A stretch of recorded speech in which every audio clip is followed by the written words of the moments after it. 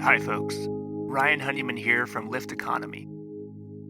Many folks have come to us over the last 10 years and asked, how do I get more involved in creating an economy that works for the benefit of all life? They also ask, what skills and experiences do I need to help make this transition? So 3 years ago, we created something called the Next Economy MBA to help address this and similar questions. Lift Economy's Next Economy MBA is an online course that's designed for entrepreneurs, aspiring entrepreneurs, students, recent graduates, employees, and folks who want to learn more about transformational next economy strategies and businesses. Join the growing alumni network of nearly 250 alumni who've gone through this program and learned essential skills and hopefully built lifelong relationships for catalyzing businesses in the emergent and regenerative economy. So we encourage you to check out our course. You can go to lifteconomy.com/MBA. The next course, Cohort 7, starts on September 21st, 2021. So once again, go to www.lifteconomy.com/MBA. And now, on with the show.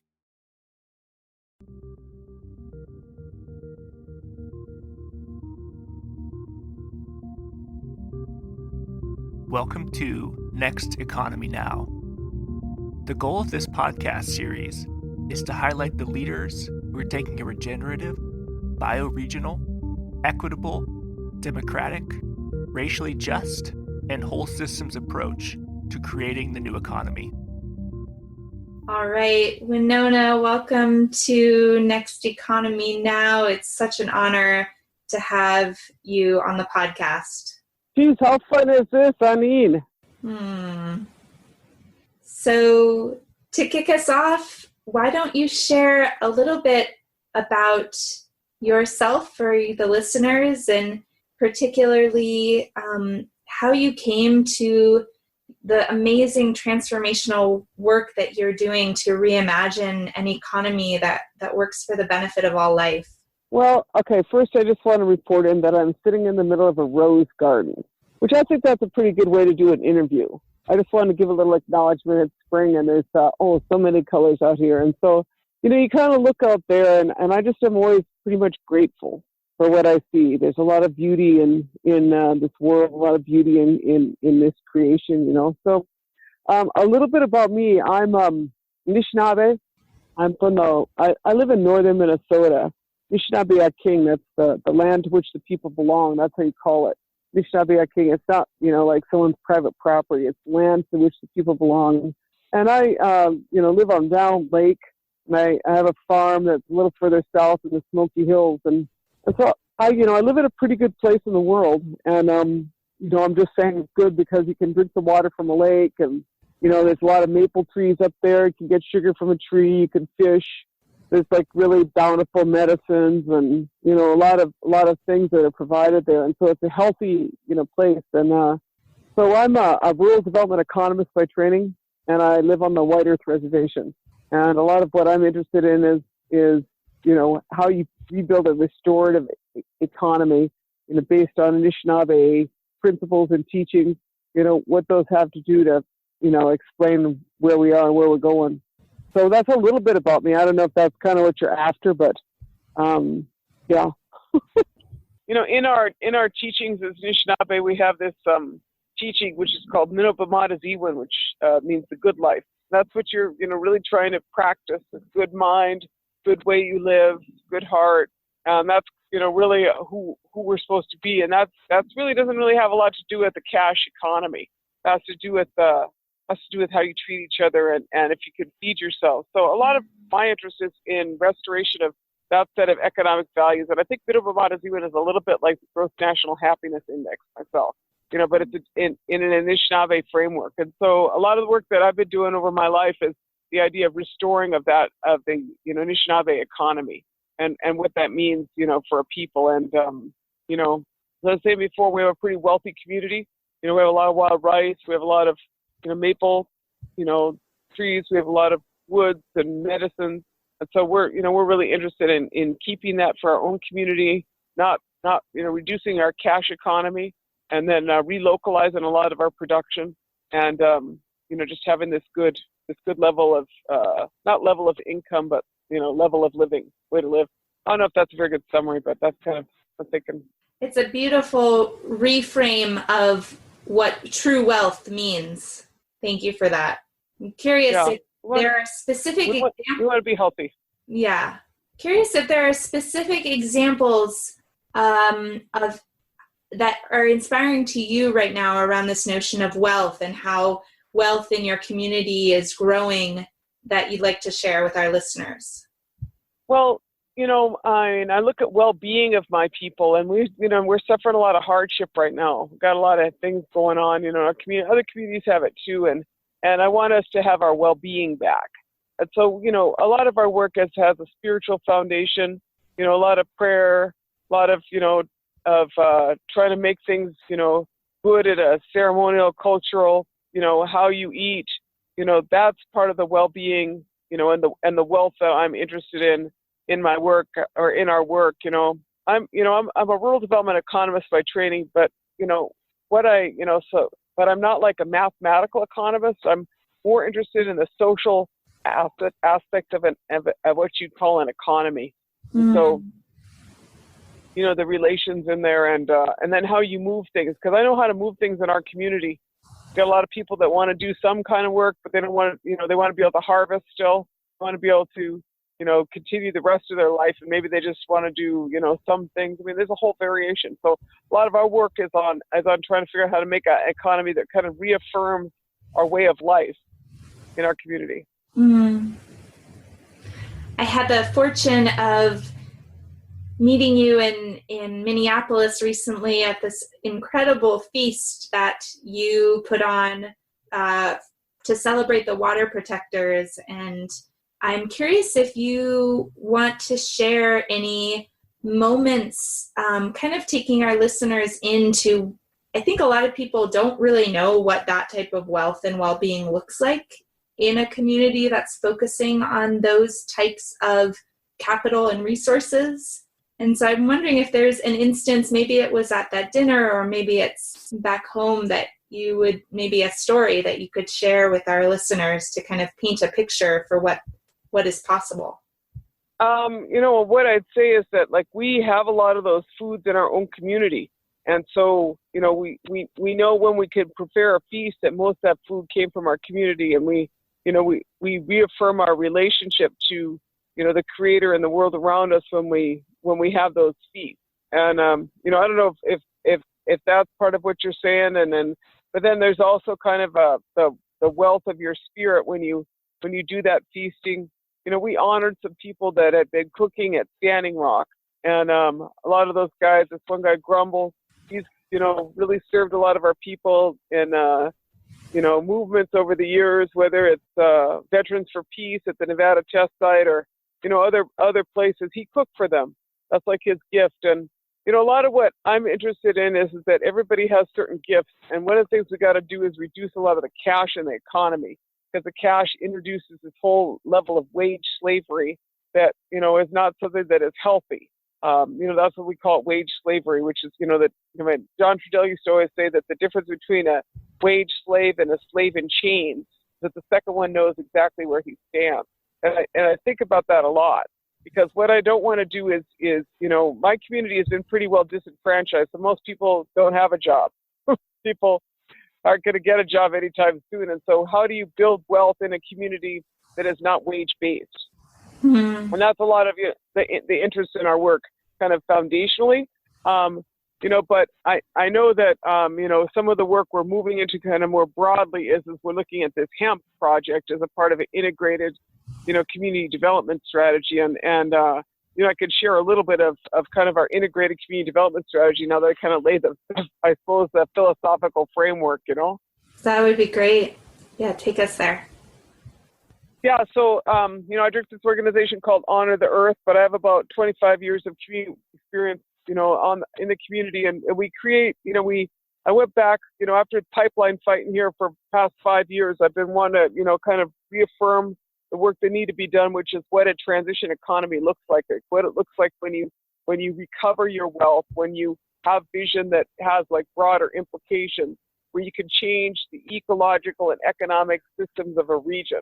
And that's a lot of what I'm interested in. So, in our community, we have, a couple things that I note as an economist. One is that you have pretty immense fuel poverty and pretty immense food poverty. And, the money that comes into our reservation, traditionally we would chop wood, but now people live in HUD housing projects, they don't chop wood.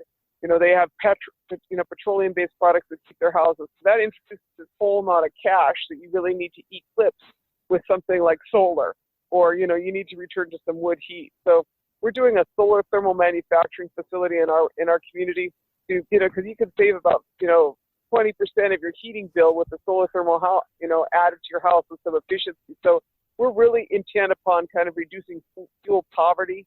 And then, similarly, renewable energy strategies in our community. We put in 20 kilowatts of solar on our pool there, and, we want to do a lot more solar, and, we're looking for some partners in that, but we're planning on, kind of building solar out in our community. And then, I talked a little bit about food, and, I direct a project, or, I work for a project that's called the Anishinaabe Agriculture Institute. And in that, we have a lot of traditional varieties that are super strong in our, or we're super strong in our area. Like we got like our wild rice grows on our lake, and we have, maple sugar. Those things are on our trees, and we just got to take care of our ecosystem, and we're good. But we also have a lot of agro-biodiversity, and a lot of that has disappeared over the last years. It hasn't disappeared; it's been stolen from us, or our land's been stolen, and our a lot of things have been stolen, we shouldn't, we should just like use the right word.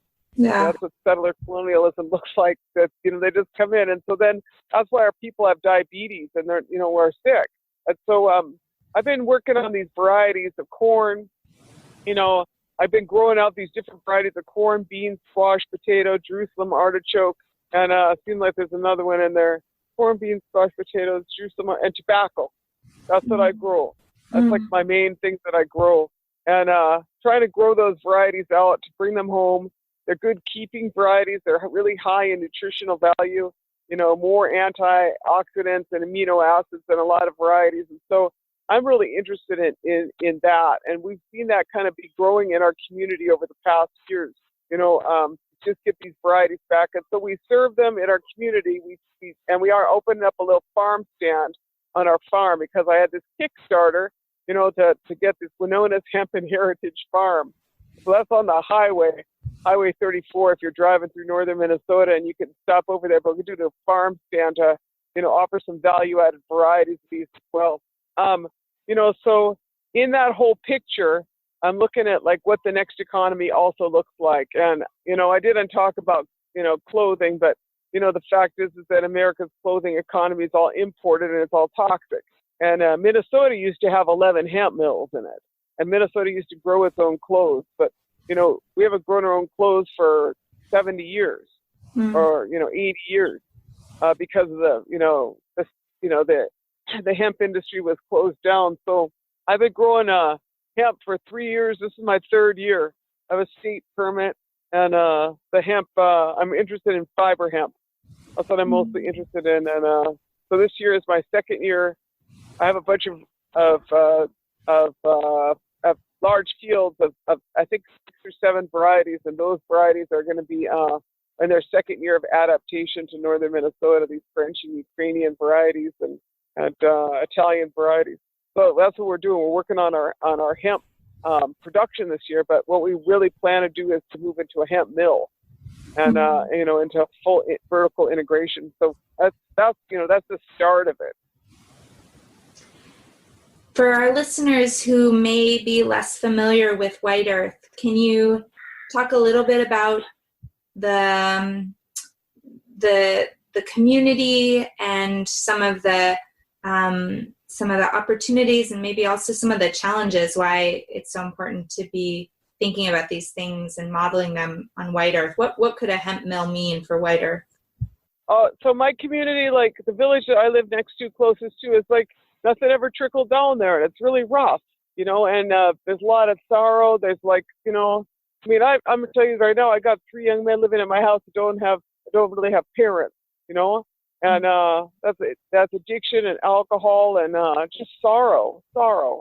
Mm. And so I look out there and there's this generation. I've raised like 7 children, and I'm they keep coming over, and I got these grandchildren. I look out there, and my community really needs the next. They need to have hope, and they also need to have an opportunity to build something of a local economy. We got this, like I said, this solar thermal manufacturing facility there, but I want to do this hemp mill in our area, and the reason I want to do that is because I want to add value-added production to my community. And just to be like really clear about it, there's no like most people don't have a license. And, in my village, a lot of people don't have a license. They certainly don't have a vehicle. They have a vehicle that's going to get them 30 miles to work every day. There's a lot of challenges like that. And so if you're going to relocalize your economy, you should just relocalize it to a community where something like that would be an important part of their employment or their income. And so, what I want to do is I want to build like this hemp industry in northwestern Minnesota, and the Red Lake tribe is interested, and there's other tribes in our territory. We're just south of Manitoba. They're all interested in this as well. And in Saskatchewan, I was in Saskatchewan here a couple of days ago, and they're all interested in this too. But the idea of building like a regional hemp economy, like I said, there used to be 11 hemp mills in Minnesota, and so kind of how I see it modeled is, say you could take, you're doing only organic hemp, only organic hemp, and you're doing it at a not real big scale. Like you're doing it at a scale that's a 100-acre farm at the top, but people could be doing 2 acres of hemp or 10 acres of hemp. Depend on their scale of technology and equipment. Because I don't want anything that's super big scale because it requires a lot more petroleum in it and a lot more things like that. But got to scale it up some. So you'd have a set of producers, and they'd be part of an organic rotation because hemp has to be rotated with other crops like corn and beans particularly. And then you set up an organic food system with a crop rotation, and then we have a mill to be there in our area, and we need to we're looking at preparing for decortication, but also the mill. We're super interested in the western part of our reservation is next to the railroad track. We feel like we could put a mill over there on the western portion of our reservation, and we could import hemp fiber from Manitoba just north of us, and we could also ship things in and out because we'd be right on the railroad. So, we feel like we got good potential here, and we're super excited about, the planning out our hemp mill and, scaling up our operations. We're hoping, to just kind of build things up in the next few years. Well, we're so excited about that as well. And, the thing you mentioned about the need in the community on White Earth, I think we talk a lot about income inequality and, rising division between different classes in the nation. And I think there's a lot of need in the, kind of affluent communities as well for what you have, access to local food, access to, that deep-seated connection and ritual around honoring where our food comes from. And so I just so appreciate you describing the wild rice fields that have been tended for thousands and thousands of years, those same fields. Yeah, it's their lakes, that's what they are. You just got to take care of your lake, and you can go back there for 10,000 years. I just know that because that's my community. 10,000 years, one lake, it's one of the single largest wild rice lakes in what's known as Minnesota. But that's, what we really feel like. And I guess what I think everybody, like how I feel is like, I didn't really like the last economy. It didn't work out too well for Native people. It didn't work out too well for the earth. It's not working out well for a lot of things. And so I'm really interested in the next economy, and to me, this is the hemp is a part of the next economy, so I understand where we need to go. It's in our prophecies. They talk about this is the time of the seventh fire when, we'll have a choice between 2 paths, and one path will be, well-worn but scorched, and the other path will not be well-worn and be green. They say we got a choice between them 2 paths, and, I see that. And I feel that we're going to make that choice for that green path. But, in that process, whoever's listening here, Winona's hemp, that's what it's called, our operation, or, you can, contact us there, through Winona's hemp. But my point is that, I understand what need to be done, but the questions of, whether it is milling equipment, decortication, business support for, as we do this planning. There's people that have been looking at some of these things. We know our community and we know that there's a lot possible, but that this is a time for not competition. This is a time for cooperation. We had a long economic practice of competition. I'm calling it. We're done. I think we need time for cooperation. If we're going to make the next economy, if we're going to build the future, you got to make it. You got to do that. And one way you're going to do that is by being good to each other and being beautiful. So that's what I want to see. And I'm super happy to be visiting with you. And we got a lot of broader ideas, but in particular, we're super interested in integrating the hemp economy into our renewable energy, local food economic model. So I think that hemp could really change a lot. And Minnesota had a lot of hemp mills. And once I can figure out how to do a wind-powered hemp mill, I'm golden. I really know how to do that, but I thought something like that, right? So, but somebody does, yes, yeah. Somebody knows how to build a wind-powered hemp mill for the White Earth people. That's what I want. In spirit of that collaborative sentiment, I'm curious about two things. One, how can our listeners support you if there are specific things? And the second is maybe any advice you would have, especially for folks that maybe have access to resources or maybe are a part of a B Corp. How would you advise them in terms of their thinking about how to interface with these next economic systems, things like reducing their reliance on cash economy and investing in real solutions? Well, I mean, I think that there's a growing number of opportunities in a lot of places, but in the Indigenous community, there's community groups that are doing things like this all over, in different places, and renewable energy certainly, but in terms of us, it's Winona's hemp, and I guess we're working on updating all our things. We had a Kickstarter, and I'll try to update on those things. But the part of the point is that we do need to work on this together, and so you can contact us, or they also can contact through you, Aaron, if you know some folks, to say, hey, I got some ideas on milling or decortication, and because we have some ideas of what scale looks like and how it's going to work in the best scale, and then we got ideas that are there's different ways there's different sizes that would be appropriate and different goals, but and in that there's this great opportunity for us all to put our minds together. And that's what I'm looking for. I'm looking for a lot of people, a lot of good hearts and good minds to come together to make this next economy. So, you can, please, follow up with us, and thank you. Wonderful. And maybe just to close, what are you taking inspiration from these days? What really is keeping you going? I know you're in the work of both hospicing out the old economy and really birthing the new economy. You're fighting pipelines. You're making sure that your waters stay clean.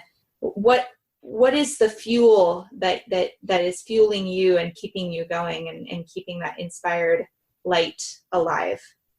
Well, Aaron, I mean, you look out there, and now's the time when we're planting. Now's the time when you plant, and the seed is all about possibility and promise. That seed go in the ground, and not every seed takes, but a lot of them do. And so you get a squash, and that squash, I have raised this one squash, and then we figure out that squash has 1,600 seeds.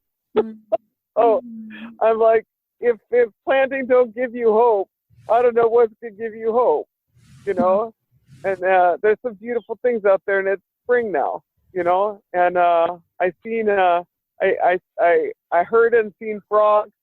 I seen all kinds of little insects.